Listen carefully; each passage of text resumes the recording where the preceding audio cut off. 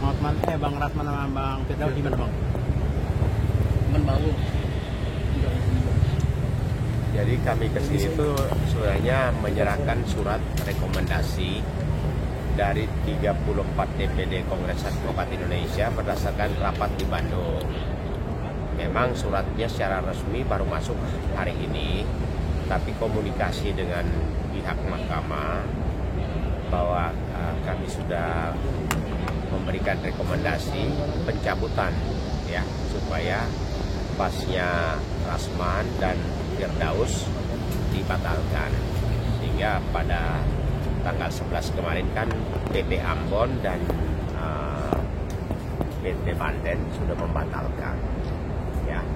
Memang dalam pembatalan SK mereka itu berita acara sumpah mereka ini kan khusus seperti Rasman itu kan kita juga meminta supaya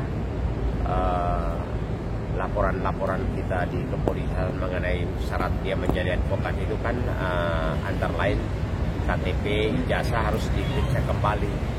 Jadi kami kesini kasih suratnya itu memang sudah disampaikan ke mahkamah. Ya, suratnya diterima oleh Pak Bandi langsung sendiri. Jadi tadi kami juga mendengar bahwa suratnya juga dipegang oleh Humas juga. Ya, jadi penyerahan dokumen-dokumen itu kan dalam rangka pencabutan atau pembekuan pas dari dua orang itu, Rasman dan Firdaus. Ya, itu saja. Jadi penyerahan surat-surat itu, dan Mahkamah Agung kan sudah mengeluarkan keputusan melalui Pengadilan Tinggi Banten dan Ambon bahwa kedua orang itu dilarang beracara di seluruh pengadilan. Dan itu harus ditafsirkan juga bahwa termasuk melakukan litigasi advokasi di kepolisian, di semua instansi ya, yang kalau berperan sebagai advokat ya, karena tidak mungkin mereka diterima di kepolisian ya, di Mahkamah Konstitusi atau dimanapun, karena kalau setiap orang bersidang kan ditanya statusnya sebagai advokat, tentu harus ada dokumen pengangkatannya atau penyumpahnya ya. Jadi tadi kita dengar sendiri dari jubir Mahkamah Agung mengumumkan melalui wartawan bahwa mereka dinyatakan pembekuan permanen. Sahabat pembelajar, berjumpa kembali bersama Imade Sidiasa Belajar Jadi Guru dalam celotehan. Celoteh kita hari ini, kita akan membahas mengenai Mahkamah Agung menegaskan bahwa Rasman Arif Nasution dan M. Firdaus Oiwobo tidak lagi bisa berpraktik sebagai advokat karena berita acara sumpah advokat keduanya telah dibekukan usai kegaduhan dalam persidangan di Pengadilan Negeri Jakarta Utara. Bahkan DPR RI ikut menyoroti kisruh sidang Rasman dengan Hotman Paris di Pengadilan Negeri Jakarta Utara. Anggota Komisi 3 DPR RI Soedeson Tandra mengucapkan rasa maafnya terkait perilaku pengacara yang tak terpuji. Nah, seperti apa beritanya, mari kita simak bersama. Namun sebelumnya, bagi sahabat pembelajar yang belum subscribe, silahkan subscribe, like, komen dan share channel ini untuk mendapatkan celotehan terupdate.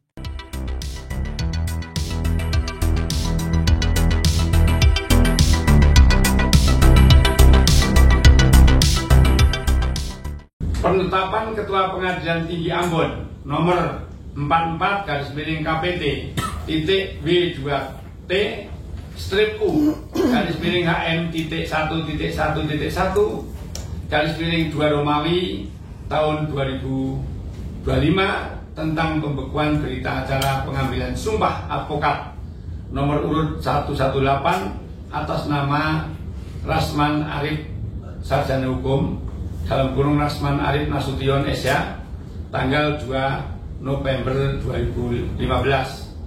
Yang kedua, penetapan Ketua Pengadilan Tinggi Banten nomor 52/KPT.B29/HM.111/2 Romawi/2025 tentang pembekuan berita acara sumpah advokat nomor B29.U/378/HK AGF/9 Romawi/2016 tanggal 15 September 2016 atas nama M. Firdaus Oiwobo, Sarjana Hukum, nomor induk advokat 1/09/2016 yang dikeluarkan oleh Ketua Pengadilan Tinggi Banten.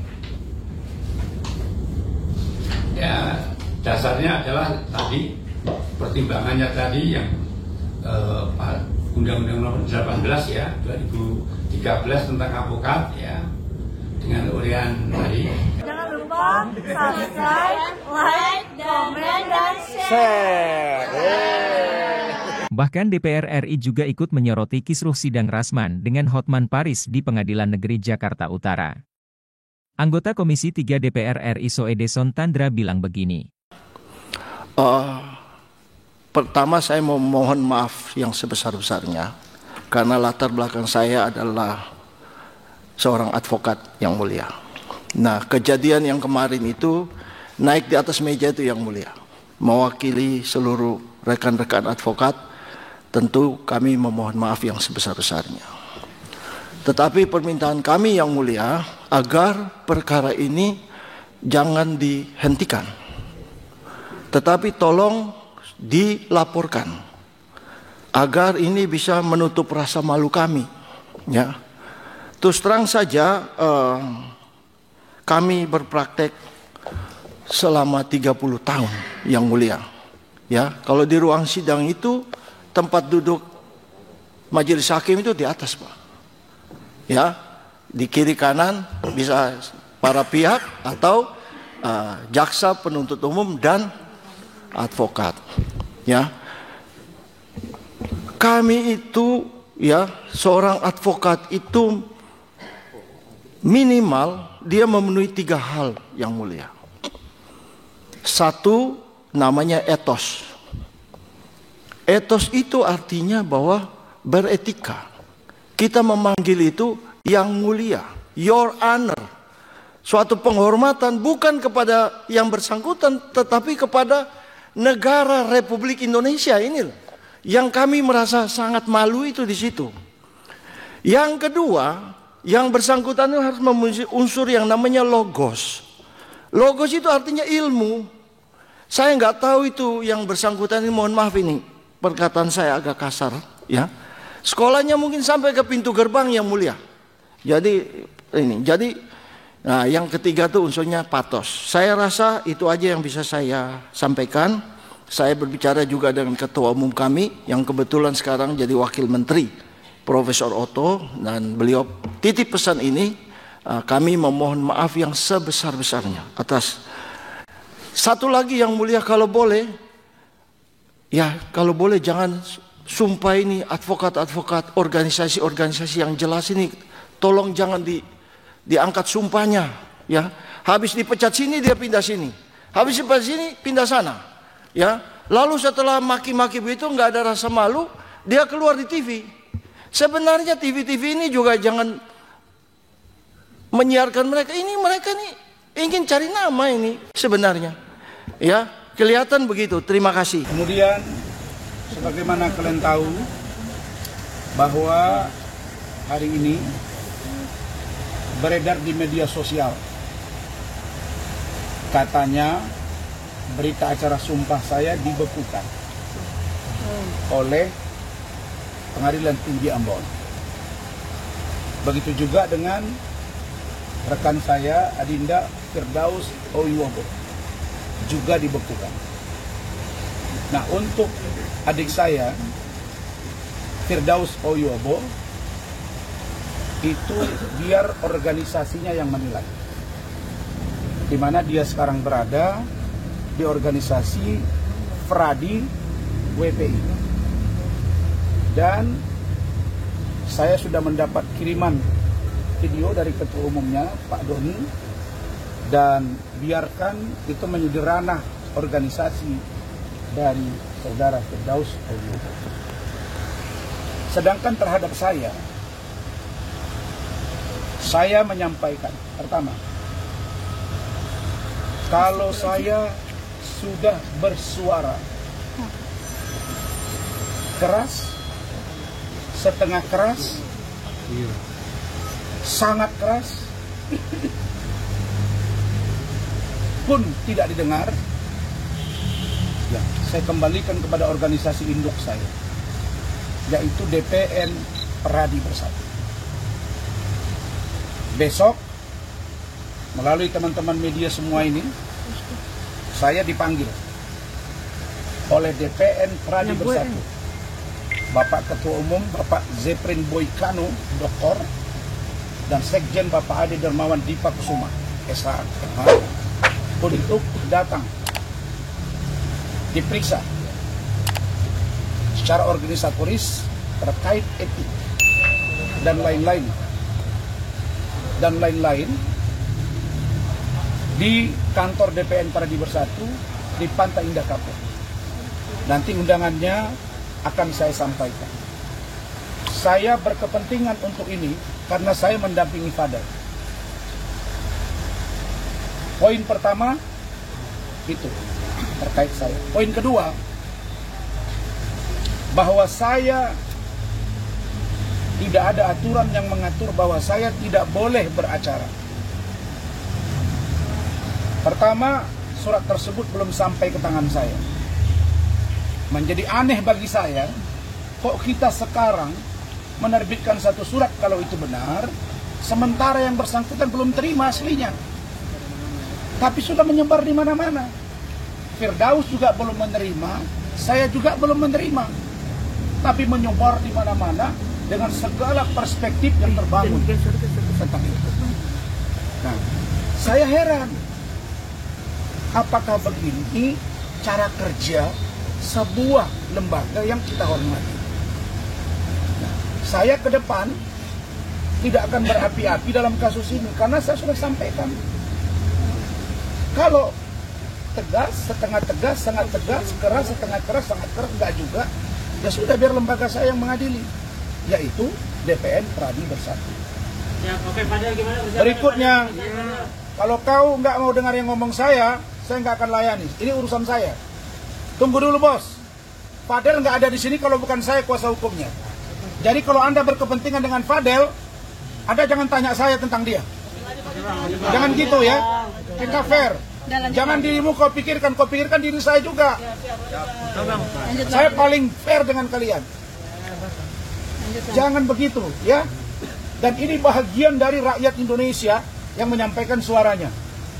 Berikutnya, saya ingin sampaikan agar Mahkamah Agung memerintahkan kembali, karena di sini bukan dunia infotainment saja, tapi juga ada TV One, ada Detik dan lain-lain. Saya ingin koreksi agar tidak putusan yang membekukan ya. Membekukan itu bukan berarti mencabut.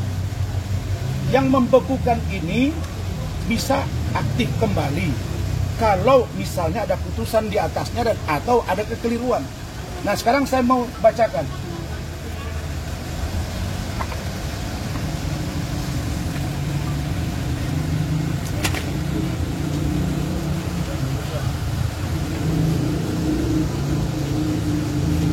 Penetapan Ketua Pengadilan Tinggi Ambon nomor 44 KPTW garis sambung U bulan 2 2025 tentang pembekuan berita acara pengambilan sumpah advokat nomor urut 118 atas nama Razman Arif SH tanggal 2 November 2015 demi keadilan berdasarkan ketuhanan yang Maha Esa, menimbang A. bahwa advokat adalah profesi yang memiliki tugas mulia dalam menegakkan keadilan dan wajib mematuhi perundangan-perundangan yang berlaku serta kode etik advokat. Ya, saya pasti hargai, saya pasti turuti. B. bahwa berdasarkan pasal 9 ayat 1 Undang-Undang nomor 18 tahun 2003 tentang advokat, advokat yang telah diangkat dapat dikenai tindakan pemberhentian sementara atau dicabut haknya untuk menjalankan profesi oleh organisasi advokat. Jelas ya? Pertanyaannya, terhadap organisasi advokat KAI, saya tidak pernah diberhentikan. Yang ada saya mengundurkan diri 1 hari sebelum mereka memberhentikan saya. Ada Saudara Rahmat, Benar kan, Mak? Benar. Dan itu ada di jejak digital. Jadi ini keliru nih, menimbang ini. Ya mohon maaf, saya tidak menyalahkan, tapi mungkin dikoreksi. Terburu-buru. Apa sih yang Anda dendam ke Rasman? Saya ini cuma warga negara biasa kok. C. Bahwa berdasarkan surat keputusan Dewan Pimpinan Pusat Kongres Advokat Indonesia nomor 81 tahun 2022 tanggal 15 Juli 2022 tentang pemecatan Saudara Rasman Arief Nasution SH dari kepengurusan dan keanggotaan Kongres Advokat Indonesia telah terbukti melanggar kode etik advokat Indonesia dan dijatuhi sanksi pemberhentian tetap sebagai advokat. Saya tidak pernah diberhentikan oleh DPPKI, yang ada saya mengundurkan diri. Dibuktikan saya masuk di organisasi Peradi Bersatu dan terbit KTA-nya. Lupa like, comment, subscribe, dan share. Guys, Tanggapan abang dibekukan bas advokat.